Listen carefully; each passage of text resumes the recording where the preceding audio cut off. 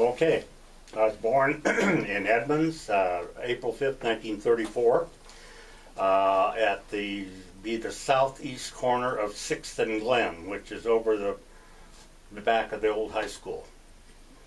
Was a very, very traumatic first few years. I can remember vividly watching the radio Sunday morning on December 7th, and my dad came in and he says, "That's not good news." And I said, "No, it doesn't appear to be." My sister was 12 years older than I was, so I was 8 and she was 20. Mm-hmm. And she was very good friends with 2 Japanese girls that were at Edmonds. We had 4 minorities. We had 2 Alaska Indians, who were the most popular kids in school, and then these 2 Oriental girls. And a short time later, in 1942, they came in and picked these 2 girls up and took them off to a camp in Idaho. My sister was absolutely out of her mind over it. And it was wrong. We all know that now. Mm-hmm. But anyway, she was trying to get out of the home environment. So she got a job at a place called Hungry Junction down in Seattle. It's a waitress. And of course, soon her and her girlfriend started messing with military. And I used to, we had a big wide front porch on the house. And every Saturday or Sunday morning, I'd go out to see who's laying in the hammock out there that maybe is AWOL. Followed some of these people through the war years. One of them was a guy by the name of Nakamura. They sent him to the Pacific Theater, and we all hoped that he wasn't going to end up on the wrong side of the track there. Ration stamps. Did you ever hear about ration stamps? Yeah. Mm-hmm. We never had butter available in Edmonds, and my dad was a butter lover, and he found out that they always had butter in Kingston. Uh-huh. So he'd send me with money down to Kingston, or down to the ferry dock, and I'd ride the boat over to Kingston, and I'd buy apparently it was, as I recall, it was a quarter pounder, and wrap it up in newspaper, take it home, run crazy, get on the bike and get it back to home, so in the refrigerator. And I can remember early on in 42, my dad had not worked very steady for ages. It was just a bad year. And he came home one afternoon and he says, "I got a job working on barracks at Payne Field." And I'm kind of just sitting there listening. She says, "They told me I have to work 10 hours a day, 6 days a week." And I thought, oh, wow. He was absolutely enjoyed the fact that all of a sudden he would, and in a short period of time, really started putting the money away. Mm-hmm. But it was an early introduction to life in Edmonds on the fast track. Mm-hmm. When I was 14, I got a speedometer for my Schwinn bike with the big fat tires. And the speedometer went to 50. Wow. And I decided, well, there's only one place I can think of where I might be able to get to 50, and that's the big Main Street hill. And I'd get it up to about 40 or 45, and I'd bend over, and I couldn't get it up any further. So I put my belly on the seat, and I stretched out and back, and here I am going down there. If somebody had pulled out of Olympic view, I'd have been history. But it pegged out. I got it up to 50. Oh my goodness. You know, a blown tire or anything would have been something else. So, How old were you when you did that? Pardon? How old were you when you did that? Probably early junior high, maybe 7th grade. See, 7th and 8th grade was at the junior high over at the main building. And it was an interesting years. We had all kinds of things going on that we got away with that you'd never get away with nowadays. Like the time over here across the street, Ray Rasmussen was the police chief at the time. He was something else. He was something else. And anyway, they decided, and I've never been sure who did the actual deed, but he always parked next to that fire plug. and it just used to irritate us every time we drove by. He parked next to the fire plug. So I think it was a couple of guys from Richmond Beach area. That was a different group of people, Richmond Beach. And they brought an old logging chain, and they hooked it up over the rear axle and looped it around the fire hydrant. And then a bunch of them, me included, came through, stopped, squealed our tires and took off. And he come running out of the building, jumped in the paddy wagon, which there's a picture of here somewhere. It's one of those small vision of a, I can't remember the name of it. Anyway, it was a probably a 46, 47 Chevrolet, and the rear axle and the spline shaft going back to the transmission, all with one piece. So when he gunned it, he broke the shackles on the rear, and the car came off and dropped on the bumper. We never found anybody that would really owed up to it. I've got some possibilities, but it was interesting, very interesting. Oh my gosh. So would you consider yourself a trouble child? Were you a kid that got into trouble a lot? I was more wild than trouble. No. Okay. Did you get in trouble a lot? Pardon? Did you get in trouble a lot? Never got caught. Only got caught once. Spent the afternoon in that jail over there. Oh, was it? Wait, was the jail still in the museum? It was as grimy now as it was then. Oh wow. But my cousin and I were driving our two cars. We came in on 3rd Avenue, and we turned left to go down to what used to be Hopper Chevrolet on the left of the post office. And as my cousin pulled out, he squealed his tire, pulled over to the side of the coupe and stopped. I did the same thing. Come over the curb and stopped. And we got out the cars and we were going to go across the street to Hopper Chevrolet. I don't know, buy a car or something. And these two old duffers decided that they were going to make an example of us. Now, I never got out of first gear column shift, so I never was over about 15 miles an hour, 15, 20. Well, anyway, this guy came down and he said, "We're going to make an issue with you guys." So they arrested us and charged us with reckless driving. Oh no. And so we were sitting in the jail, and it was kind of a joke, you know. I can't imagine why in the world that, you know, it's a long way from that. Failure to do care and caution might be more applicable. So anyway, it all came down to the fact that we got charged, and my dad said, "Well, I think you better try to get it out of town." So my cousin and I hired a lawyer and tried to get a change of venue. That wasn't going to happen with Judge Doty. So we got our license suspended for 60 days. And it was 4 months before I got back on it. And it was one of those things where you had to get on what they called at that time assigned risk, which was a different insurance, you know. You paid about twice as much for it. Never got hooked after that. But if you had a run, and we'd always run south because you go across the county line and they didn't chase you. So, was the jail, where was the jail? Pardon? Where was the jail that you stayed in? In the basement over there. In the Emmons Museum? Oh, yeah, in that old jail. So, was it still the library upstairs when the jail was downstairs? Yeah, still library upstairs. And so, so what did you do as a kid? Like, can you go through a daily average day of what you did? We were kind of loose cannons. See, my folks were older than everybody else's because my sister was 12 years older than I. Oh, wow. And it was interesting. It was an era that you never see again. But I remember one time Hutchinson would be a name that would come up in the Edmonds annals. And Tom and I were buddies around age 18, maybe right out of high school. And he decided that we're going to do some racing on Snake Road. You know what Snake Road is?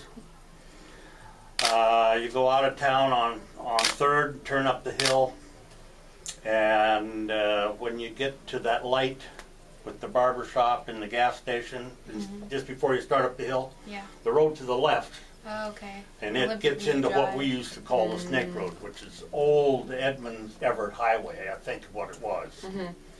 And it was interesting. So anyway, he decided he's going to cut this car in half. So he cut the front end off and extended it 2 feet more wheelbase. Oh, wow. And it held on there pretty good. I was never involved, but on one night, a weekend, they decided they'd fall a tree across it and block it off so that they could race on it. Oh my goodness. And they actually did that? Oh yeah. Did they die? Yeah, up to 5 corners. You know 5 corners? Yeah. Okay. That road eventually gets to 5 corners. Oh my gosh. Oh my goodness. It's just really dangerous and stupid. So, you went to school, right? Where did you go to elementary school? Up the hill. Up the hill at. Frances Anderson. Ah, And okay. that was the high school as She well? was my first grade teacher and also the principal Who at was? that time. Who? Frances Anderson. Oh, so you actually met Frances Anderson? Oh yeah, Oh, that's so cool. yeah. Could you describe She her? and Miss Christofferson were buds. Both of them teachers. But they were incredible teachers. You were? I have incredible memories from my grade school teachers.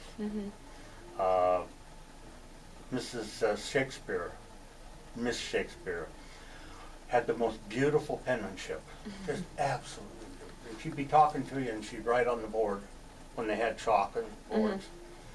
And it was just perfect. The letters were all perfect and they were all level.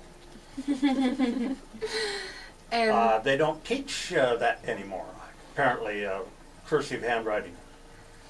yeah, They that's do kind of like 1 year and then they don't make you. You print now. yeah. They don't make you use the cursive anymore. Yeah. Did you have to use the cursive when you were? Did I what? Did you have to use cursive when you were in grade school? Yeah. And then did that carry through middle school? I high don't school? remember ever changing. I remember printing on occasions. I don't remember anybody saying anything that was bad about it. Okay. So the high school was also at the Francis Anderson Yeah. Center, right? No, high school was over here. Okay, but it was close. 7th, to 8th, junior high was at where used to be the shop. You know, the woodworking shop. Well, it's been gone for years. Yeah. But yeah. Did you participate in sports in high school or in grade school? Not really. Okay. Not really. I was more interested in chasing girls and having a car that ran good. That was what I was always ready to work for. So, what did you do on, like, your weekends during high school? What did all the kids here do? You know, nothing really comes to mind other than going down Richmond Beach to beach parties. Uh-huh. I can remember a party down there one weekend during football season, and I could see. I don't remember where we got the beer, but somebody had it. And as I was kind of sitting back trying to decide who I was going to get friends with and who I wasn't. And could I get this girl out of here or not?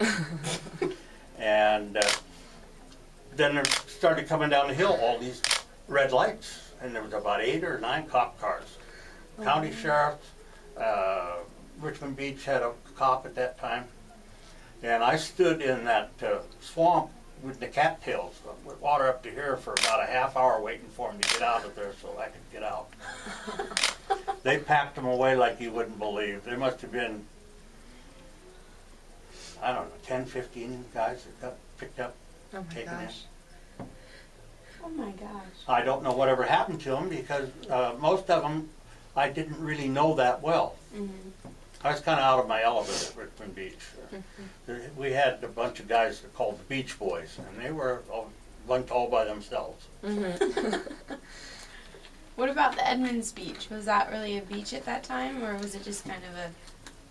That's where I did get involved in baseball. I used to go down to the beach and bat rocks in the afternoon in the beach. You know, pick up a stick and bat rocks out in the water. Mm-hmm.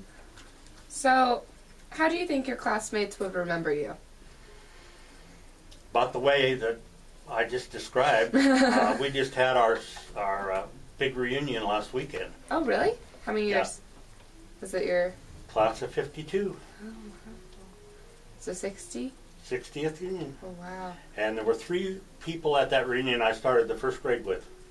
Really? Yeah. Oh. That's awesome. But most of the ones I was real friendly with didn't get involved. I just don't have a recollection of a lot of them. Mm-hmm. I was one that was trying to work different angles with different groups of people rather than get stuck with one group and then, you know, Mm-hmm. I'm sure you've done the same thing. Yeah. Had the opportunity to go one way or the other. Yeah. So you're married now. When did you meet your wife? Pardon? When did you meet your wife, or where is this? I knew my wife in high school, but I never dated her. Mm-hmm. We dated after school, Mm-hmm. and she wasn't really the first pick. Her girlfriend was the one I was trying to get, and I'm so thankful I didn't end up with her. Does she know that? Pardon? Does she know that you Oh, were yeah. trying to get... Yeah, a good friend of hers. But I'd have been a widow a long time ago because this woman has had multiple health problems. Oh. That's too bad. And my wife is, with the exception of a gallbladder attack 30 years ago, she's pretty much protected all the way. So how did you know that your wife was the one?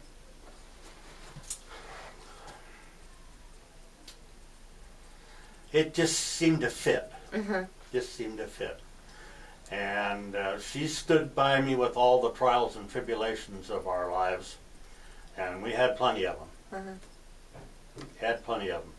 I made the first dive at Edmonds Ferry Dock, skin diving in 1955. Nobody else has been there first. I have many first dives in the San Juan Islands, in Friday Harbor, Point Disney, all of the places.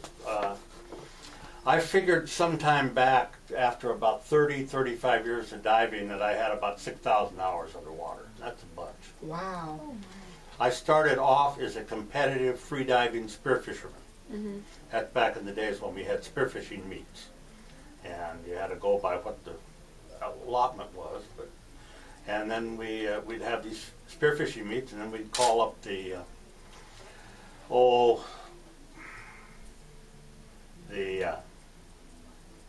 people that were going to evolve on the I lost it. I'm trying to think of 4 different things at one time. Oh. Yeah, we can go on. Go ahead. How did you get started in diving the fish? I've always been interested in, I can remember at a very early age down at the beach and thinking, wouldn't it be great if all that water would move out of there and I'd be able to walk down into this area and see what's down there. And in the summer of 1955, I found out that they had a dive store in Seattle. And so I decided I'd go down and see what they got to offer. And I rented a suit and a weight belt and a tank and a regulator, no diving. And the guy on the way out says, well, he says, to keep from having any trouble, never go up faster than your smallest bubble. And that's the way we gauged things. Mm-hmm. So I've got pictures of 40-pound lingcod like you wouldn't believe. So that's your job, right? Correct? No, It that was wasn't? just a hobby. Oh, wow. How long did you do that for? 30 years, Wow. It's a long time. but not that active. Okay. I did some of the first underwater color photography in this area. Wow. That's amazing. And that was back when Dixie Lee Ray was the keeper of the Seattle Center, Mhm. the Science Center. She was overwhelmed with some of the stuff I brought back, of flowering of sea anemones in 90 feet of water that nobody had ever seen before, and here I had it on color film. Mhm. We made our own lights. We made our own lights For to light the underwater scene. that's so cool. And then ran them out of a generator in the boat. And we've got these lines coming down to these 2 lights, and you're dragging them down to get into where you get into something you want to look at. Mhm. But did that. That was my best job. I worked at Berg Film Productions for over 10 years. And when the big recession hit in '79, advertising budgets, the first thing that got cut, and all of a sudden I'm looking for a job. But I did find it. I worked for a couple of years later for a guy in Seattle. It was doing primarily television commercials. I did Space Needle commercials and several different ones. UGN was one of them. And then I found out that UGN, at that time, 60% of it was sucked up by overhead. You only got 40% to where it was supposed to go. Yeah. Great time. So did you have any other jobs? Pardon? Did you work anywhere else? Well, my dad was worked in construction, ran a small crew, and I hated it. But it was the only thing I ever really made a lot of money at. But working with your dad is just not all that great for a lot of people. Did you work for yours?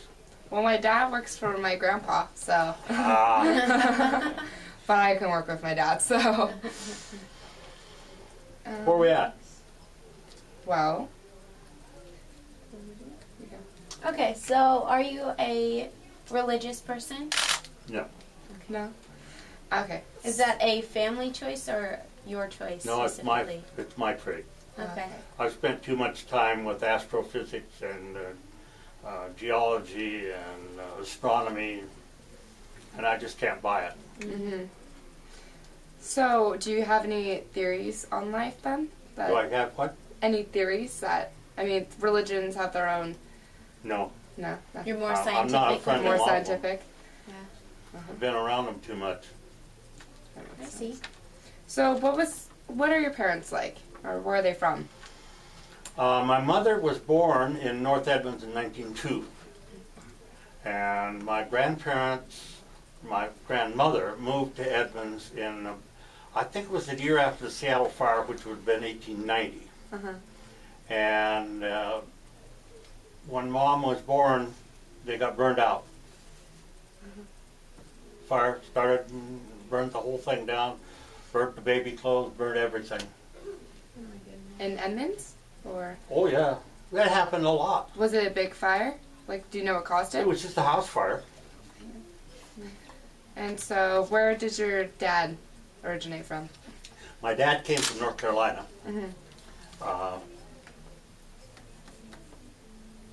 It was a very mixed up family. My grandfather was a fire and brimstone preacher, Southern Baptist hardcore, a brutal man, and he died of peritonitis.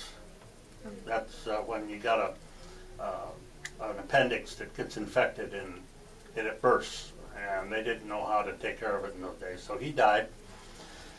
And so my grandmother moved with 3 of the kids. There were 5. There was six. My dad had 2 brothers, both brothers, and the other was 3 more kids. And it was disjointed. There was no, there was no welfare. There was nothing of this or none of that. You just had to suck it up and do it. And it was very difficult, very difficult. My mother used to talk about my grandmother when they got here. They were going to go make a timber claim in over by Cle Elum somewhere. And they went over there and they had to pack their stuff on pack animals to get over there. And they made the mistake of putting a jug of kerosene for the lamps in with a bag of flour. And Grandma said that flour always tasted like kerosene or something like that, because it leaked into the wheat. They had to eat it anyway. Oh, that's funny. So My family comes from very poor, very poor, very, very poor. But you had a good childhood, correct? No, I wouldn't say I had a good childhood. I have a lot of blanks in there that were difficult. Mm-hmm. I was one that usually tried to try people's patience, I guess you would say. Mm-hmm. How'd that turn out for you? Pardon? How did that turn out for you, testing your Well, mom's patience? I made it this far. I've now been through an eye stroke, which paralyzed this side. You see my cancer button on there. Cancer sucks. 3 years ago, I was diagnosed with stage 3 lung cancer. And to make a long story short, I got a medical marijuana, and now my lungs are clean. Okay. But I've got 2 hot spots and 2 lymph nodes that at the moment I'm doing nothing. I've decided that I've had enough doctor's appointments and medical appointments, and go for this test and go for that test. And I'm just sick and tired of going to doctor's offices and in and up on slabs in the x-ray lab getting PET scanned or CAT scanned or all that. Mm-hmm.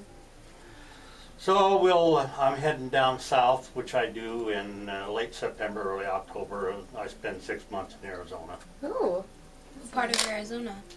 It's called Surprise. It's northwest Phoenix. Oh, okay.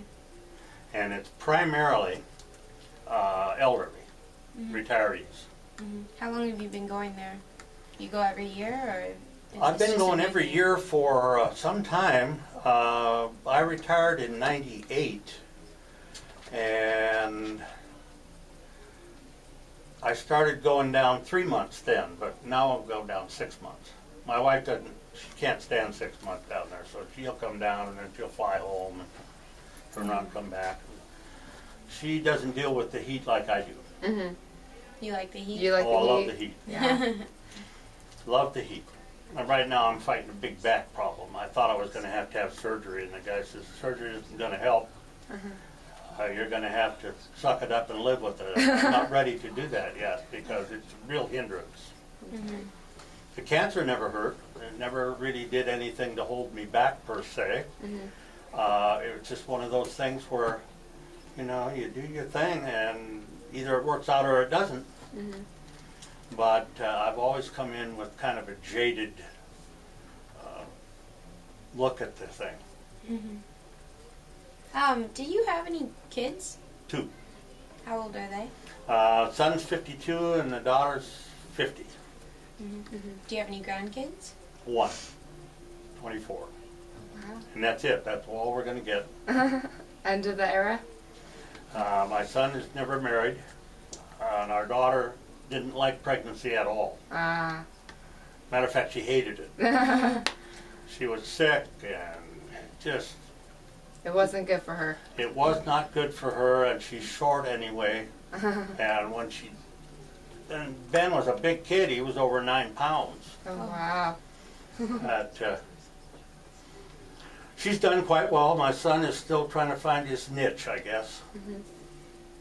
Did your kids go to college or anything, or did they I did not. Okay. Nor did they. Okay. My daughter's very well employed by a place called Plywood Supply over in Kenmore. She's been there for years. And she's an outside buyer and seller. Shipping right now a lot of material to Alaska.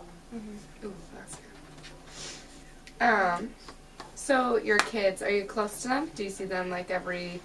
I think it's close, excuse me, as close as most people with their kids at that age. Do they live?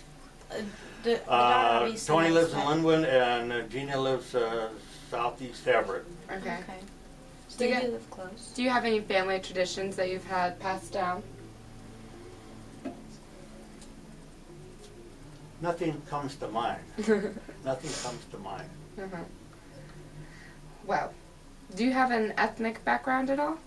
A what? And any ethnic background at all? Been- Can you say- Ethnic, like, did your family heritage, are they from Europe, or have you traced back your family? Traced back both sides. We traced back my grandmother's side to Quebec, where her father was on the Canadian Railway, and they got stuck out in a snowbank, and he ended up getting froze to death. And Quebec, of course, has been heavily Catholic, and so my grandmother and her immediate nucleus of people, which was about 3 or 4, and they decided that they were going to have to get out of there because otherwise they were going to take the kids and put them in a Catholic school, and that didn't buy. So the Catholic Church chased them all the way to Washington State. Wow. Wow. No. So I don't have very good feelings for Catholics. Well, we'll go back to parenthood. So, how did you feel when your kids were born? I was so involved in working, it was very, very difficult to have much of an opinion. My wife was an extremely good mother, and she got the job done while I was working 10, 12 hours a day and doing a lot of on-the-road photography at that time. Loved the job, loved the job. They made money on all the films that I had anything to do with, but he had no financial common sense. Yeah. And he was continually in over his head. And then, well, of course, when the recession happened, everything slowed down. And I came out of Channel 7. I was working as a production photographer at Channel 7. I tried every way in the world to get out of construction. I just never really made it. Eventually ended up doing small stuff myself. Apartment restorations and that type of thing.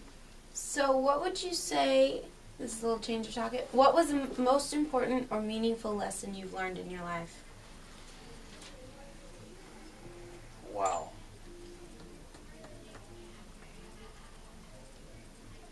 Well, when you make a decision, you're going to have to stick with it. You don't back out. Be timely. You know, let's not be messing around and be 15, 20 minutes late all the time. Like a couple of friends of mine that I went to high school with, they're always late. Go to a reunion meeting prior to our reunion, they're always 10, 15 minutes late. And he was always the one that had to find out facts on something. But no, we used to go down on the waterfront. There was an old shingle mill right to the right of the ferry dock. And it was the only mill that was operating when I was that age. And a friend of mine, George, used to live over here. We'd go out and run on the log booms. You know, just dangerous as all get out. Jumping those logs from one to the other. And then it dawned on me, George didn't swim. He couldn't swim a stroke. Could not swim a stroke. But anyway, on the shingle thing down here, we used to go in, George and me and a cousin, and we would get in there and wait for the watchman to make his rounds. They made rounds every hour with his clock and turn the key. And so we'd pack a bundle of shingles and, you know, clamp them down, put the nails in, take it out, and then start another bundle. We'd pack shingles, and I always wondered what those guys must have thought when they came in the next day, and here's a bundle of shingles that's been packed. Yeah. Just incredible stuff. Used to have a toilet on the end of the ferry dock, and that was one that we really was to wonder about. And I tried to swim around it always, but it just dropped right into the water out of the toilet. It's just Oh yeah. Ah, Yeah, you go in there and look down the toilet right into the water. Oh, that's ah, disgusting. that's so weird. It was pretty gross. Ah, people swim in that water. I've been in that water. Well, of course, that toilet's been gone for a long, Yeah. long time. So, what are you most proud of in your life? I think probably the ability to test the margins of safety with diving. I've been some really nasty places and was able to come out of it. We were diving the west side of San Juan Island by the lime kiln. Have you been up there? No. And it's a straight drop to about 90, 95 feet. And then there's a ledge about 20 feet wide. And then it goes down to 200 fathom. Just straight down the hill. And we try to get at the change of tides so that we didn't have that awful current going up and down that coast. And we guessed late once, and all of a sudden the current's coming, and I'm down at the ledge looking in a couple of holes for a lingcod, and all of a sudden the current comes up, and you couldn't swim against it. So grab your spear gun and you hook it into one of the rocks, and you get over where you can hold onto the rocks, and then you climb the rocks back up out of the water. But it pushed me down the line probably 50 yards or so before I could get a hold of the rock and get back up. I would eventually come back up, but whether I had enough air left or not, that was another story. My goodness. And were you alone down there, or were there other people with you? We very seldom dove alone per se, but not necessarily right by you where you could see. Mm-hmm. Wow. That's scary. That's terrifying. And that was your hobby. And then, of course, this here, which you don't recognize. Uh-huh. No, not at all. Do you want to show the camera? I think. Like that? Yeah. Gold parachute wings. I was in the 11th Airborne Division in Germany Oh, wow. in 57, 58. That was when things were turning nasty down south. Mm-hmm. We had a bunch of people that shipped to Lebanon in the summer of 1958 to go down and solve the Muslim problem once and for all. Mm-hmm. Dumb young kid, boy, I'll tell you, you could tell that they weren't changing. They not only wanted you to change, but they were going to force you to change. And a friend of mine got one right between the eyes on a sniper down there. Oh, that's so sad. I've had a very, very active life. Uh-huh. Very, very active life. I don't know anybody else that has not been a diver, one of my diving compatriots, that felt any other way. We covered the area. Mm-hmm.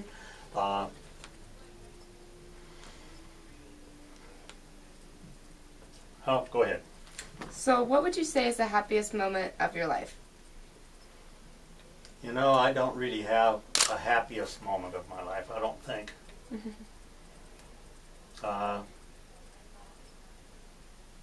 No, I just don't have it. Okay. Is there anything else that you'd like to add that we didn't cover in this interview? Well, I could go on for hours about the World War II. I can remember they were having a metal drive right there by the fountain in the middle of Fifth. And I can remember coming down on my bike and looking and seeing metal bed frames stacked up. All kinds of metal bed frames. And then they finally came in and got it all picked up. But, boy, I'll tell you, it was something. I didn't realize how much I liked sugar. Sugar was one of the things that was tough to come by during World War II. Sugar in any kind of meat. Yeah. And mostly byproducts of a cow. You know, butter, cream. Milk was never seemed to be a problem, but butter was always a problem. So anyway, and I think it was the 7th grade, and the folks decided they were going to build their house, So they bought a property off of 9th and Cedar. And I'm thinking, where are we going to go now? If we move out of this house, what's going to happen? Well, what we moved into was a 20 by 20 uninsulated building in back of my grandmother's house, which was the studio for my uncle, who is one of the big four painters around here, Guy Anderson. You probably recognize Guy Anderson. No? No? Okay. He's one of the big four. That was his studio. And you could see through the walls, and we spent 18 months in there. No water, one bare light bulb in the ceiling. And I finally built a camp, nailed together with old bent nails and stuff that we picked up when they were doing the add-on of the high school, and carried plywood up there. It was not a very nice part. Nobody knew where I lived for a year and a half. Yeah. Wow. How old are you? 14? Wow. 13. Yeah, 13 or 14. Wow. Wow. You know, during the war, you didn't get anything made out of metal. So bikes were at a premium. I remember when Dad bought this bike, and I couldn't believe it. $60 he paid for it, and that was a lot of money.